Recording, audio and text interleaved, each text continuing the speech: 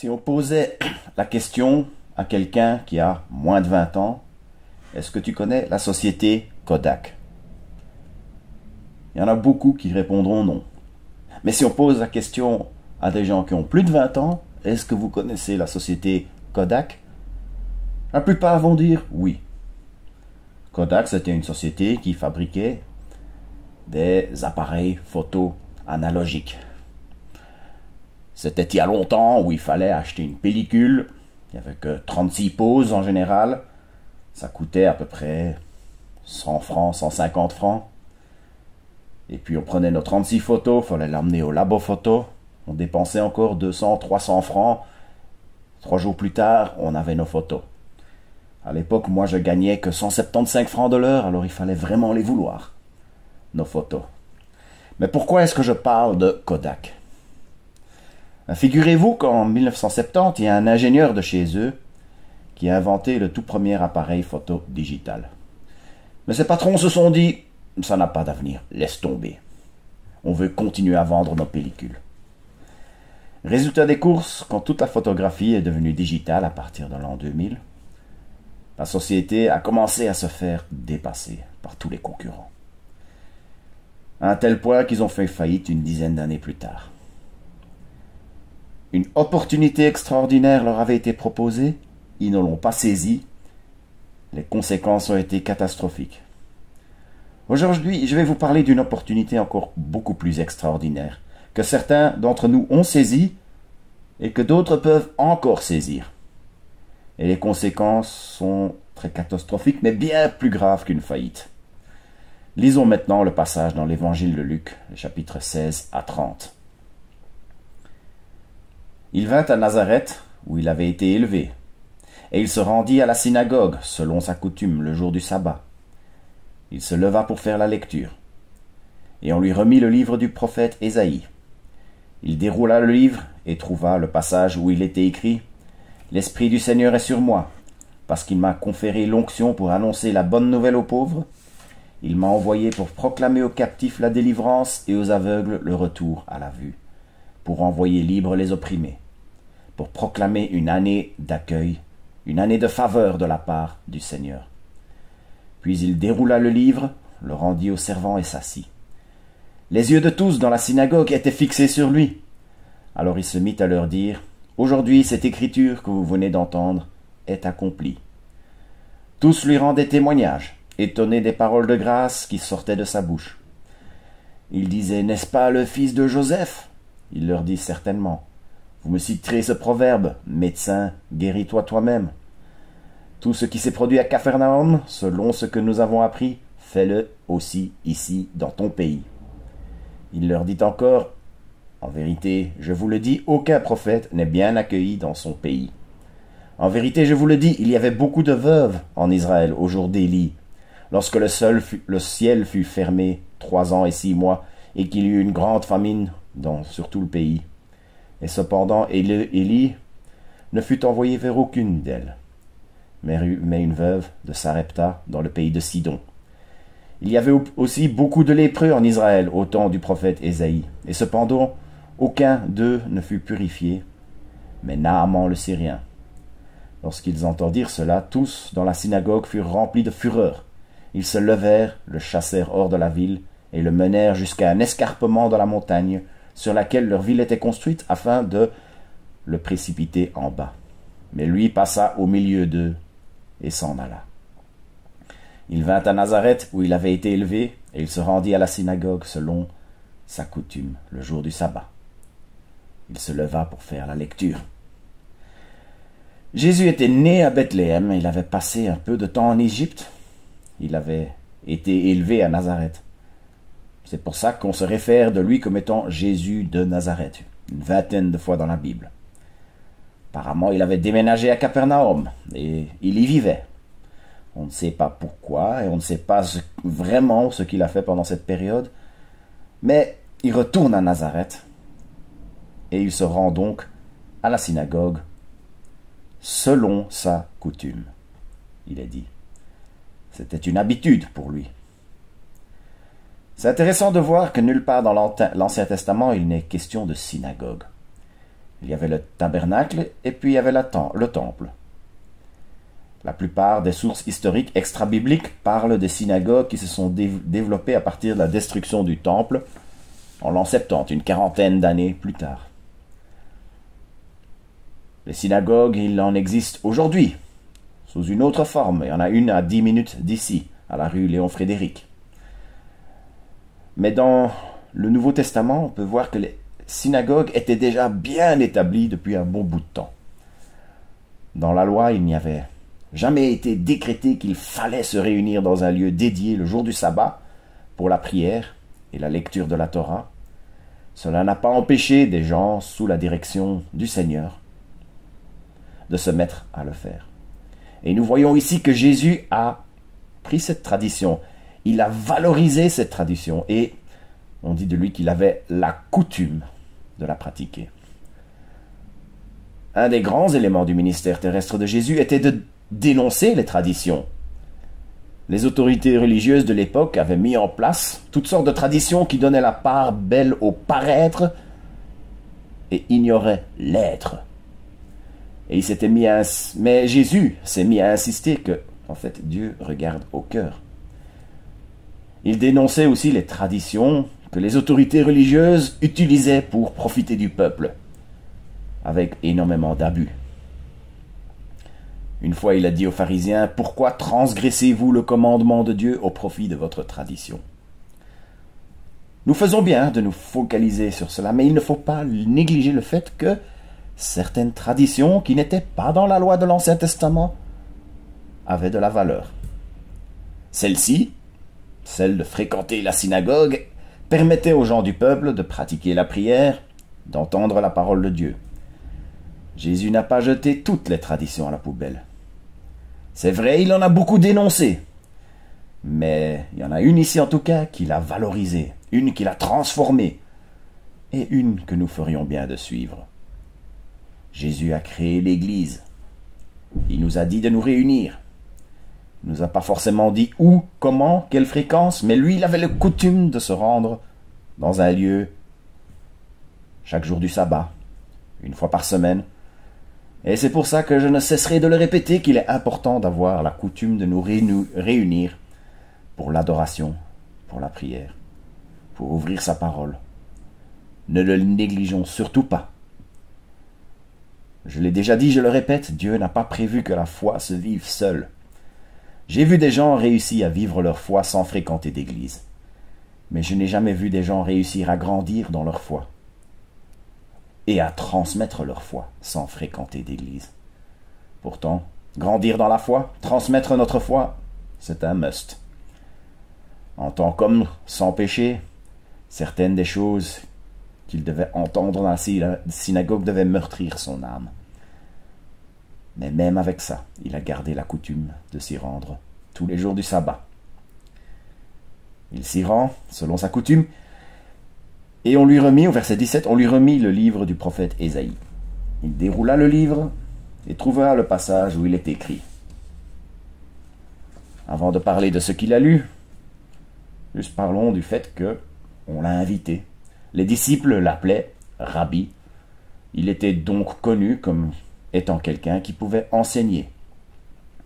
À l'époque, le titre de rabbin n'avait pas la forme formelle qu'elle a aujourd'hui. C'était un terme qu'on utilisait pour toute personne qui enseignait la parole. Même Nicodème, un religieux haut placé, l'appelait Rabbi. Son ministère itinérant avait bel et bien démarré. Il était un rabbin qui était de passage. C'était ce qu'il faisait. On lui a donc demandé d'intervenir. Il était donc normal qu'il se lève pour lire la parole et d'ensuite de s'asseoir pour le commenter. Il lit un passage et puis il s'assied et fait la prédication la plus courte de l'histoire. Je crois que ça ferait plaisir, pas mal si les pasteurs faisaient des prédications d'une seule phrase. Mais voilà le passage qu'il a lu. L'Esprit de l'Éternel est sur moi, parce qu'il m'a conféré l'onction pour annoncer la bonne nouvelle aux pauvres. Il m'a envoyé pour proclamer aux captifs la délivrance et aux aveugles le retour à la vue, pour envoyer libres les opprimés, pour proclamer une année de faveur de la part du Seigneur. Puis il roula le livre et le rendit au servant et s'assit. Les yeux de tous dans la synagogue étaient fixés sur lui. Alors il se mit à leur dire, « Aujourd'hui cette écriture que vous venez d'entendre est accomplie. » Mais voyons un peu, tournons-nous vers Ésaïe 61. Et voyons un peu le passage qu'il avait devant les yeux. Et vous allez voir, il y a une petite différence.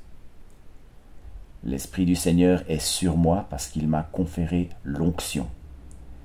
Pour annoncer la bonne nouvelle aux pauvres, il m'a envoyé pour proclamer aux captifs la délivrance et aux aveugles le retour à la vue, pour envoyer libres les opprimés, et pour proclamer une année de faveur de la part du Seigneur, et pour notre Dieu un jour de vengeance.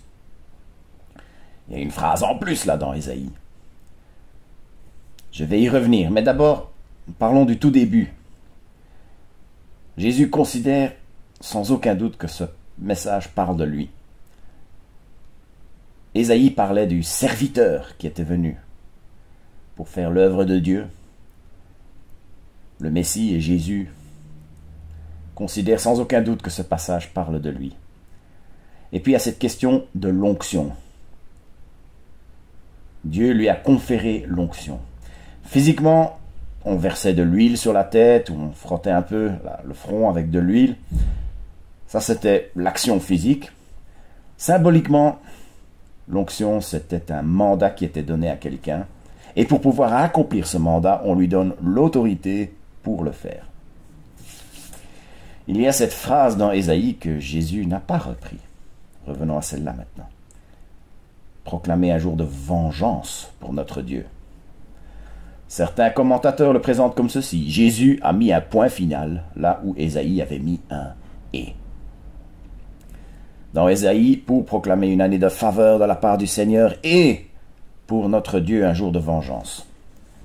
Quand Jésus l'a repris, pour proclamer une année de faveur de la part du Seigneur, point à la ligne. Il n'y avait pas de ponctuation à l'époque, mais l'idée est là. Est-ce que Jésus s'est rendu coupable d'avoir cité un passage hors de son contexte? Vous vous doutez bien que non. L'année de la faveur de la part du Seigneur a été proclamée et réalisée avec la première venue de Christ. C'est pourquoi dans ce qui devait être la prédication la plus courte de l'histoire, Jésus avait le droit de dire « Aujourd'hui, cette écriture que vous venez d'entendre est accomplie. » Le jour de la vengeance de notre Dieu n'était pas encore accompli. Elle ne l'est d'ailleurs toujours pas à ce jour.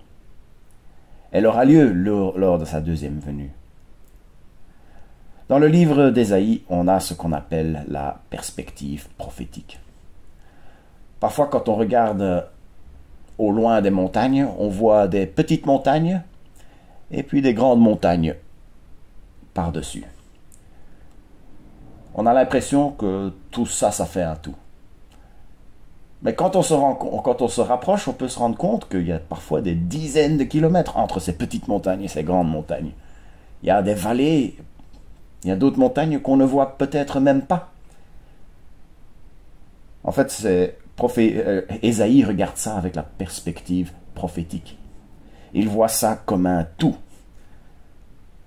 Mais quand Jésus dit que cette parole est accomplie, lui, il voit la chose dans l'ensemble.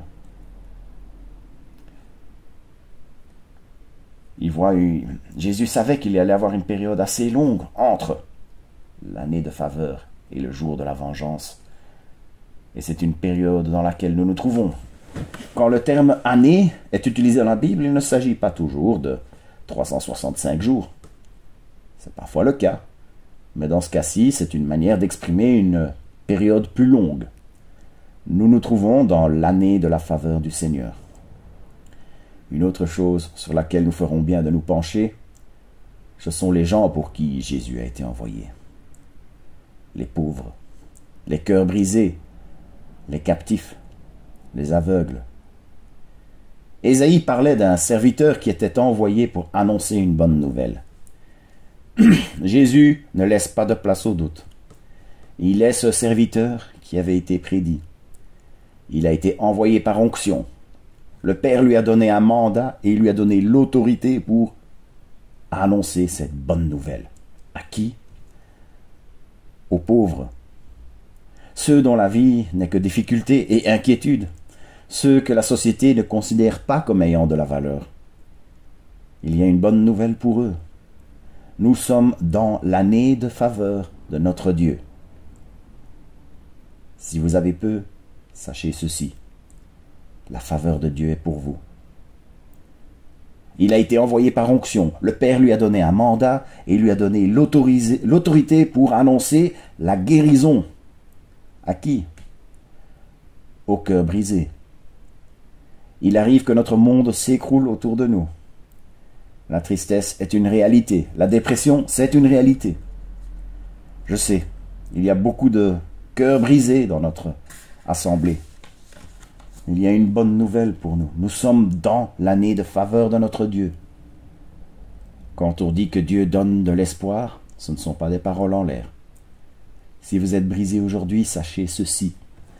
La faveur de Dieu est pour vous. Il a été envoyé pour proclamer votre guérison. La guérison dans la vie éternelle, certainement. La guérison dans la vie maintenant, nous pouvons absolument la demander. Il a été envoyé par onction.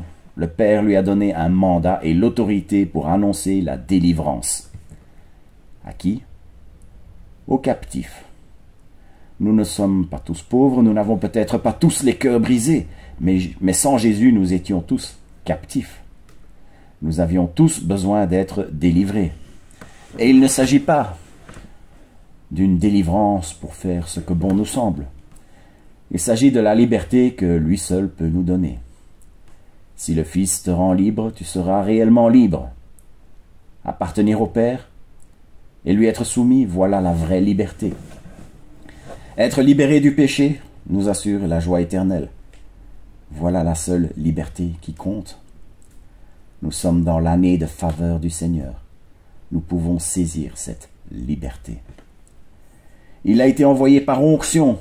Le Père lui a donné le mandat et l'autorité pour rendre la vue aux aveugles. Sans Christ, nous sommes aveugles.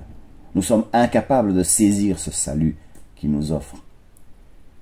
Il est venu pour nous rendre la vue, pour ouvrir les yeux de nos cœurs, comme dira l'apôtre Paul plus tard. Avec cette vue retrouvée, nous pouvons recevoir la faveur de Dieu qui nous est promise avec la première venue de Jésus. Il y a cette longue période dans laquelle nous nous trouvons, où nous avons droit à la faveur de notre Dieu, mais cette période n'est pas infinie. Un jour, elle prendra fin, et ce sera le jour de la deuxième venue, et à ce moment-là, ce sera la vengeance du Seigneur. Une vengeance juste envers tous ceux qui n'ont pas saisi l'opportunité, et la conséquence sera catastrophique. Et ce ne sera pas une simple faillite, comme avec mon petit exemple que j'ai raconté au début de cette prédication.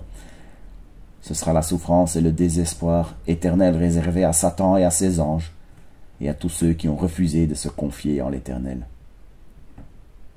Si vous êtes pauvre, saisissez la faveur de Dieu aujourd'hui. Vous pouvez le faire. Si votre cœur est brisé, saisissez la faveur de Dieu aujourd'hui. Vous pouvez le faire. Si vous êtes captif du péché, saisissez la faveur de Dieu aujourd'hui. Vous pouvez le faire. Si vous êtes aveugle, saisissez la faveur de Dieu aujourd'hui. Vous pouvez le faire. Tous lui rendaient un témoignage, étonnés des paroles de grâce qui sortaient de sa bouche. Et ils se disaient entre eux, « N'est-ce pas le fils de Joseph ?» Des paroles puissantes. Cet homme se présentait comme étant le Messie, mais les gens de Nazareth se disaient, « Mais on le connaît celui-là, c'est le fils de Jojo le carpentier. » Les plus âgés devaient dire, « Ah, mais je l'ai connu quand il était tout petit. » Mais Jésus savait ce qu'il y avait dans leur cœur.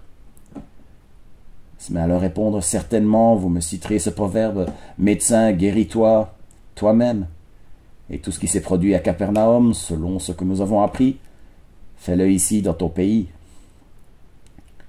Jésus savait ce qu'il y avait dans leur cœur. Ils avaient envie de le voir faire le genre de choses qu'il avait fait ailleurs. Ils ne voulaient pas le voir pour glorifier Dieu, ils cherchaient juste un bon petit spectacle. Ils cherchaient à retirer quelque chose pour eux, Mais Jésus n'était pas venu pour faire le show. Il était venu pour apporter la bonne nouvelle. Ici, les gens de Nazareth étaient en train de s'imaginer que le simple fait qu'ils connaissaient bien la famille de Jésus, il allait leur faire une belle faveur avec les meilleurs miracles, qu'ils allaient pouvoir en retirer quelque chose pour eux. Mais Jésus connaissait leur cœur. Il leur dit encore, « En vérité, je vous le dis, aucun prophète n'est bien accueilli dans son pays. En vérité, je vous le dis, il y avait beaucoup de veuves en Israël au jour d'Élie, lorsque le ciel fut fermé 3 ans et 6 mois, et qu'il y eut une grande famine sur tout le pays. Cependant, Élie ne fut envoyé vers aucune d'elles, mais une veuve du pays de Sarepta, dans le pays de Sidon. Il y avait aussi beaucoup de lépreux en Israël du temps du prophète Élisée. Cependant, aucun d'eux ne fut purifié, mais Naaman le Syrien. Jésus connaissait leur cœur, il savait qu'ils n'avaient aucune envie de croire en lui. Ils étaient juste intéressés par ce qu'il pouvait leur apporter. Et ça n'avait rien de nouveau. Il parle d'Élie et d'Élisée. Il s'agit de 2 prophètes de l'Ancien Testament qui sortent un peu du lot. Ils sont un peu différents des autres. De tous les prophètes de l'Ancien Testament, ce sont les seuls dont on raconte des histoires de miracles humblement semblables à celles de Jésus. Déjà à l'époque, Dieu avait choisi de les envoyer vers des païens, et pas vers ceux qui pouvaient se vanter de faire partie du peuple choisi. Une femme, une veuve, une étrangère, un lépreux, un étranger. C'étaient toutes des personnes que les Juifs pieux, bien pensants, méprisaient. Mais pourtant, Dieu leur a envoyé ses prophètes, Dieu leur a envoyé sa délivrance, Dieu leur a envoyé leur provision. Et le message sous-jacent est on ne peut plus clair. Un Juif incrédule n'aura pas plus de faveur que ceux qui étaient méprisés. Ce message sous-jacent, ils l'ont bien compris. On le voit à leur réaction. Lorsqu'ils entendirent cela, tous dans la synagogue furent remplis de fureur. Se levèrent, le chassèrent hors de la ville, le menèrent jusqu'à un escarpement dans la montagne sur laquelle leur ville était construite, afin de le précipiter en bas. Mais lui passa au milieu d'eux et s'en alla. Il semblerait qu'il y ait eu une sorte de protection surnaturelle. Son heure n'était pas encore venue. Il était venu pour mourir, mais pas de cette façon. En suivant le texte, je suis passé du merveilleux vers le dramatique. Maintenant, pour ma conclusion, je vais résumer en faisant le chemin inverse. Le jour de la vengeance du Seigneur viendra. Toute personne qui n'aura pas confessé de sa bouche le Seigneur et cru dans son cœur que Dieu l'a ressuscité des morts ne sera pas sauvée et subira le jugement. Ceux de Nazareth n'avaient pas droit à un traitement de faveur. D'ailleurs, Jésus n'y est jamais retourné. Nous ne pouvons pas espérer un traitement de faveur juste parce qu'on chauffe les bancs de l'église, qu'on dit les bonnes choses ou qu'on fait les bonnes choses au bon moment. C'est terrible ce que je dis là. Mais je n'hésite tout de même pas à crier haut et fort que Dieu est amour. Je le dis parce qu'avant le jour de la vengeance du Seigneur, il y a cette année de faveur de Dieu. Une période dans laquelle nous nous trouvons. Une période où nous avons une opportunité de confesser de notre bouche le Seigneur et de croire dans nos cœurs que Dieu l'a ressuscité des morts. Es-tu aveugle? Il est venu pour toi, saisis-le. Es-tu emprisonné par le péché? Il est venu pour toi, saisis-le. Es-tu pauvre? Il est venu pour toi, saisis-le. Est-ce que ton cœur est brisé? Il est venu pour toi, saisis-le.